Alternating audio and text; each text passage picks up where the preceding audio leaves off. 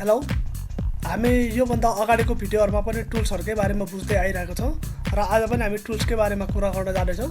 र आज कुन टुल्स हो र के काम गर्छ भनेर आज हामी बुझ्ने छौं र आज चाहिँ हामी यसलाई चाहिँ स्पोर्ट हेलिङ ब्रश टुलमा को बारेमा आज कुरा गर्ने छौं र यो हेलिङ ब्रश टुलले के गर्छ र के काम गर्छ भनेर आज हामी हेर्ने पनि छौं र त्यसको लागि सबैभन्दा पहिला हामी फाइल मेनुमा गएर एउटा पिक्चरलाई ओपन गर्न सक्छौं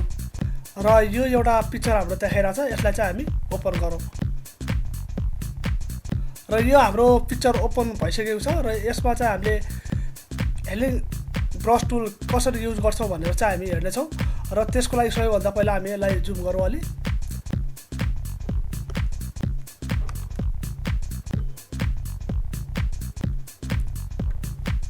र जुन हाम्रो यो पिक्चरको जुन हाम्रो यो दागहरु देखाइरा छ फेसमा र यो चाहिँ हामीले हेलिङ ब्रश टुल चाहिँ हामी यसमा सजिलै युज गर्न सक्छौं र कसरी युज गर्न सक्छौं भनेपछि हामी गएर हेलिङ ब्रश टुललाई चाहिँ युज गरेर एकचोटी हेरौं र यो हामी हेलिङ ब्रश टुल भयो यसलाई चाहिँ हामी साइज ब्रश साइज हामी छोटो गर्न सक्छौं र यो हाम्रो छोटो भइसक्यो र यसलाई चाहिँ हामी यहाँ गएर क्लिक गरेर त्यसपछि हामी यसलाई चाहिँ क्लिक गरेर हेरौं यसरी चाहिँ हामीले कुनै पनि ठाउँको फेसहरुको यसो दागहरु छ भने हामी सजिलै हटाउन सक्छौं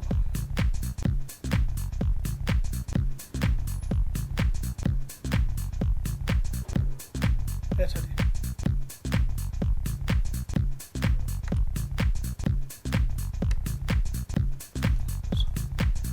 र यो चाहिँ हामीले यसरी युज गर्न सक्छौं